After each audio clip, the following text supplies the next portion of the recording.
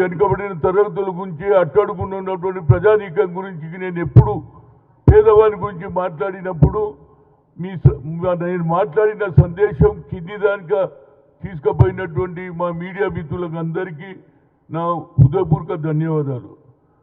ముఖ్యంగా ఇవాళ సుప్రీంకోర్టు పచ్చ జెండా జనగణలో కులాల లెక్కింపు సుప్రీంకోర్టు గ్రీన్ సిగ్నల్ ఇచ్చింది. కులగణకు వ్యతిరేకంగా చూస్తూ దాఖలైన పిటిషన్ కొట్టివేసింది. సంక్షేమ పథకాలు అమలుకు ఇది తప్పనిసరి. బీసీ జనాభా తెలిస్తేనే సమగ్ర అభివృద్ధి సాధ్యమని వెల్లడించింది. కులగణ ప్రభుత్వ విధానమైన నిర్ణయమని, అందులో కోర్టులు జోక్యం ఉండొద్దని CJI chief justice of India Suryakant garu చెప్పడం నా హృదయపూర్వక ధన్యవాదాలు.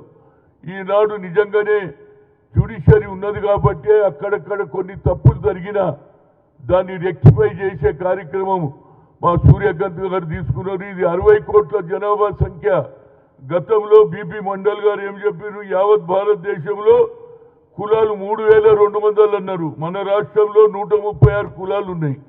దీనికి రాహుల్ గాంధీ గారు ఎప్పుడైతే కన్యాకుమారి నుంచి కశ్మీర్ వరకు మ్యారథాన్ పాదయాత్ర చేసి 4500 కిలోమీటర్లు నడిచిన తర్వాత జనం సంగతి తెలుసుకున్నారు, నిరుద్యోగుల సంగతి తెలుసుకున్నాడు, రైతుల సంగతి తెలుసుకున్నాడు, పేదవారి సంగతి తెలుసుకొని అప్పుడు అన్నాడు, నేను ఇప్పటి వరకు ఎస్సీలకే అన్యాయం అనుకున్నా, వారికంటే ఎక్కువ బీసీలకు అన్యాయం జరుగుతుందని ఆయన ఒక కాల్ ఇచ్చిండు. We come to the power, will conduct caste wise census. అంతటితో అగలే జితినా ఇస్సేదారి ఉత్తి భాగీదారి అన్నాడు. జితినా తర్వాత ఆయన జితినా ఆబాదీ ఉన్కా హక్ అన్నాడు.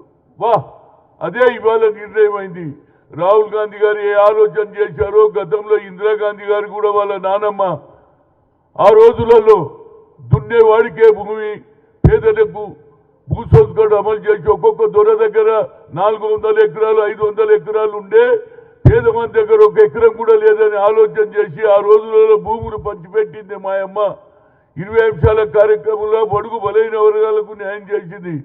అదే కోవలో ఉన్నటువంటి, అదే బ్లడ్లో ఉన్నటువంటి రాహుల్ గాంధీకి ఒక మంచి ఆలోచన వచ్చింది.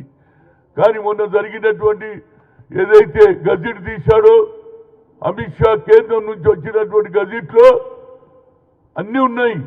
ఏది ఏ ఇంటి యజమాని ఇళ్ల లెక్క అన్నారు. ఇళ్ల లెక్క అయితే ఇళ్లలో ఎస్సీ ఉంటే ఎస్సీ ప్రతి ఎంతమంది ఉన్నారో లెక్క తీయాలి, ఎస్టీలు ఉంటే ఎస్టీలే తీయాలన్నారు. కానీ పక్కకు అదర్స్ అని పెట్టాడు. అక్కడ ఓబీసీ అని పెట్టినుంటే, బీసీలు అని పెట్టింటే లొల్లే లేదు.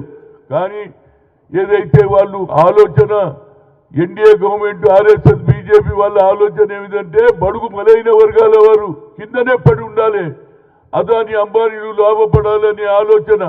ఎందుకంటే గుజరాత్లో కోటీశ్వర్లు ఉన్నారు. ఇవాళ మాటికి చెప్తే ఏది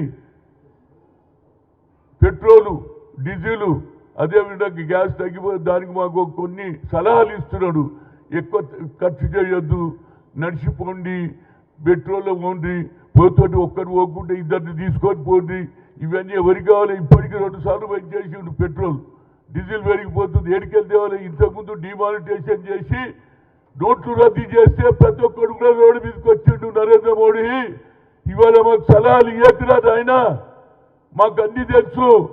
ఏదైతే మహాత్మా జ్యోతిరావు ఫూలే 18th సెంచరీలో చదువుకుంటేనే భవిష్యత్తు, చదువు లేకపోతే ఈ అగ్ర కులాలతో మీరు పోటీ పడలేరని ఆ రోజులో ఆలోచన చేసి కేవలం మగవాళ్లే కాదు, సావిత్రిబాయి పూలే కూడా ఆయన భార్యతో స్కూల్ పెట్టించిన ఘనత అది తెలుసుకున్నటువంటి బాబాసాహెబ్ అంబేద్కర్ గారు చదువుకున్నాడు, బ్యారిస్టర్ అయింది. మన దేశానికి రాజ్యాంగం రాసినటువంటి వ్యక్తి ఎవరని ఆలోచన చేస్తే ఆనాడు మహాత్మా గాంధీ, పండిట్ జవహర్లాల్ నెహ్రూ, వల్లభాయ్ పటేల్, అదేవిధంగా మౌలానా గారు కలిసి అన్నారు, కడుపు గాలినోడు, పేదరికం లెక్కలు వచ్చినోడే మన రాజ్యాంగం రాయగలుగుతాడు, అది సరి అయిన వ్యక్తి ఎవరని అంబేద్కర్ రాశారు.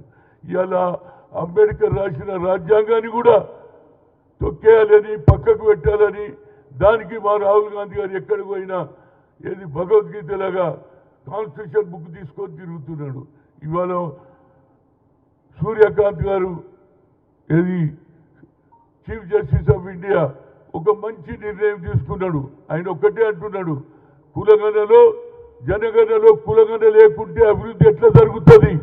మీ సంక్షేమ కార్యక్రమాలు చేయాలంటే పేదలు తెలుసుకొని చేయాలి కదా.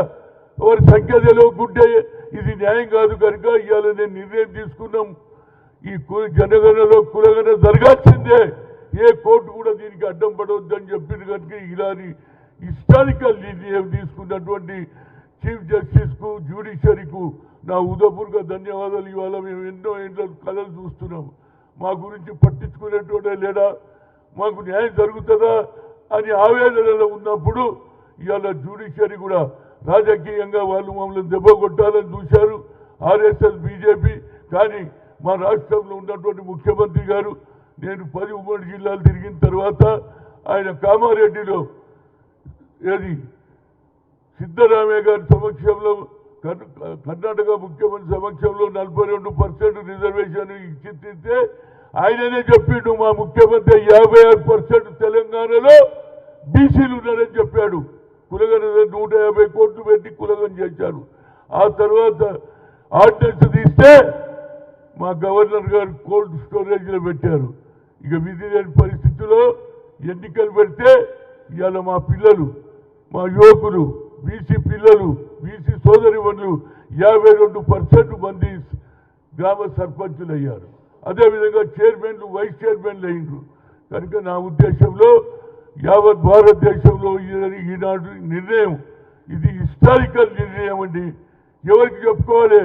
మా కులమని మా కులం ఇది ఉంది, మేము ఒడ్లోళ్ళం, మేము ఎట్లా బతకాలి, మేము సాగలోళ్ళం, జీవితాంతం బట్టలే ఉతకాలనా, మా పిల్లలు చదువుతా, మా పిల్లలు ఐఏఎస్ కావుతా, మా పిల్లలు రాజకీయ అనే ఆలోచన తెలుసుకున్నటువంటి జ్యుడిషియరీ మంచి నిర్ణయం